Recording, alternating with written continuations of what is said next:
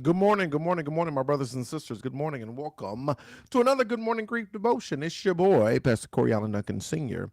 Excited to have this wonderful God given opportunity to lead you in today's Good Morning Grief Devotion. This is the daily grief devotion that is strategically designed to help you to navigate through your grief one day at a time. What is grief? I'm so glad you asked. Grief, my brothers and sisters, it is the natural and normal response and necessary response to loss, change, and transition that results in the expressions of feelings and emotions. That grief is what you feel on the inside. Mourning is how you reveal it on the outside. Therefore, we don't suppress it, but we express it. We don't ignore it, but we explore it.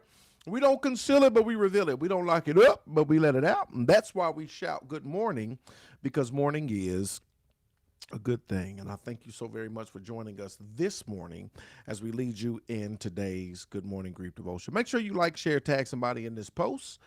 If it's a blessing to you, if it's helping you, guess what? It's going to be a blessing to them. Today is day 188. We about to get this thing straight. We're going to talk about I deserve to heal.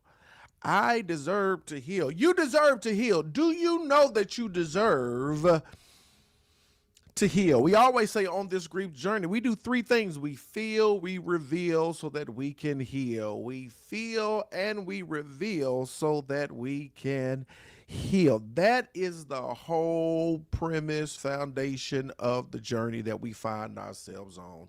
We feel and then we reveal what we feel. And when we reveal what we feel, it enables us to heal. And I want to let you know today that you deserve to heal. Let's talk about it, y'all. Some days I can't even imagine getting through this. But then I remember I deserve to heal. Have you had those days where you can't even imagine getting through this?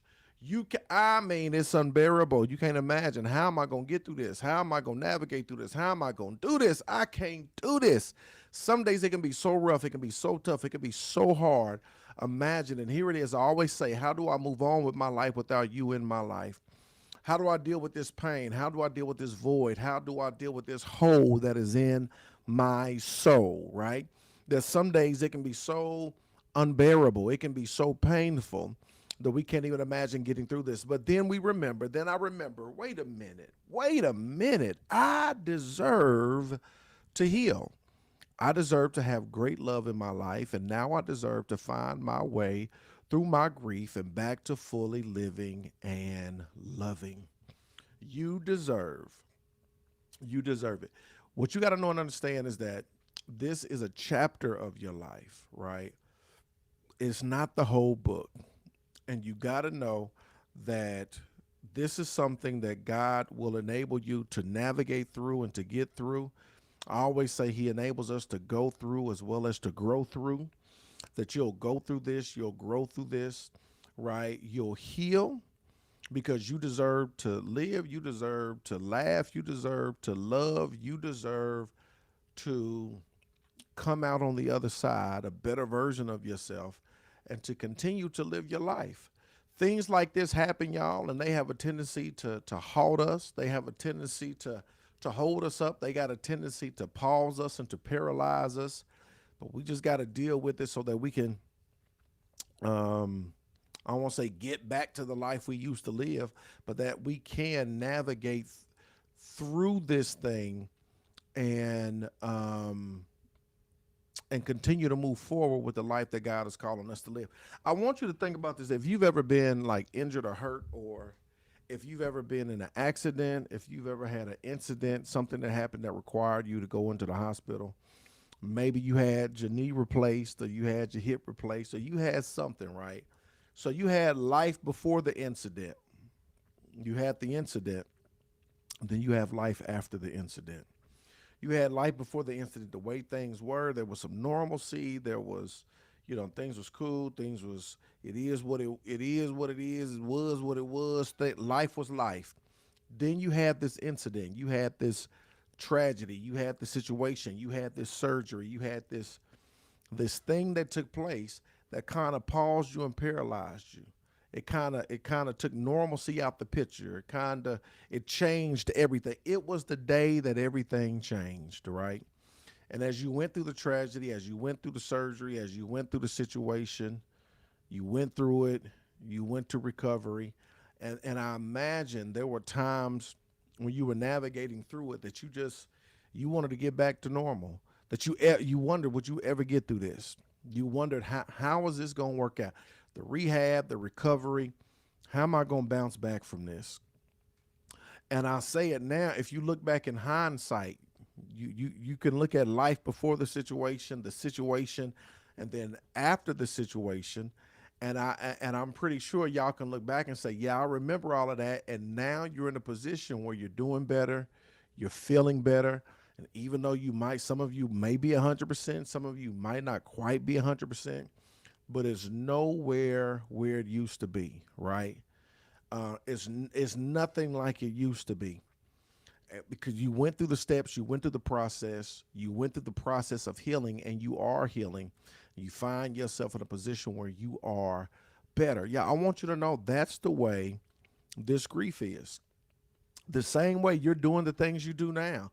You laughing, loving, living, going out, enjoying yourself, enjoying life, enjoying this summer, doing the things that you once could not do because of the situation, the circumstance, the surgery, whatever took place.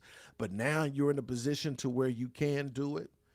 Yeah, the same thing applies to grief. You deserve to live. You deserve, right, to heal. You deserve to life. And even though you may not see it now, you may be in that window of your grief journey to where it's hard to see, it's hard to imagine. I want to know, if you keep living and you keep moving forward, you keep put one foot in front of the other, and you keep grieving and mourning, you keep feeling, revealing, it's going to lead to healing. You keep understanding that small steps lead to great distances. You'll get to that place, right?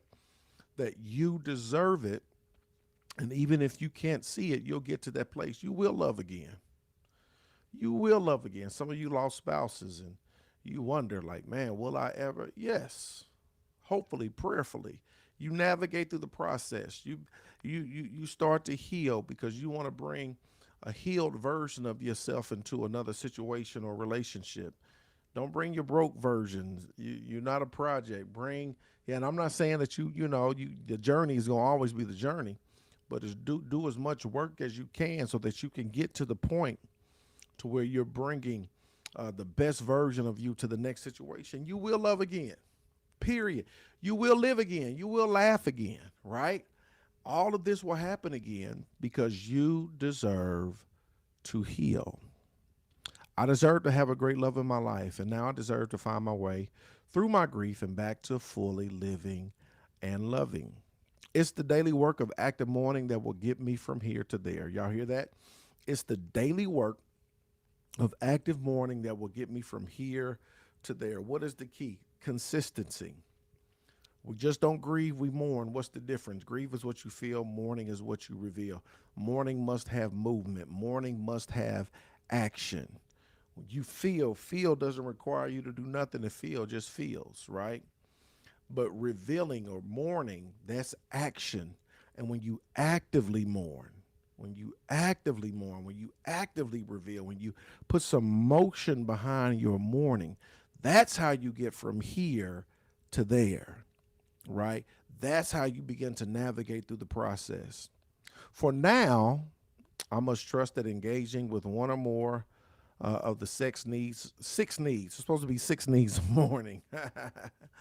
Engaging with one or more of the six needs of mourning, I need to move toward healing.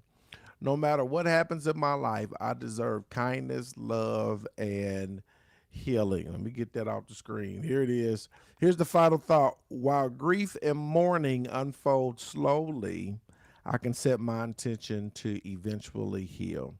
While grief and mourning unfold slowly, I can set my intention to eventually heal. Today, my brothers and sisters, is day 188. We're going to get this thing straight. I deserve to heal. Come on, holla at your boy one time for the one time. If this lesson was a blessing, let me know. If you got questions, comments, let me know. Questions, comments, let me know. You deserve to heal. Questions, comments, let me know. Questions, comments, if you got them. If you got them at this time, if you got them. I appreciate y'all. Thank y'all for jumping on. Thank y'all for joining in. Thank y'all for being a part of the conversation and part of the discussion.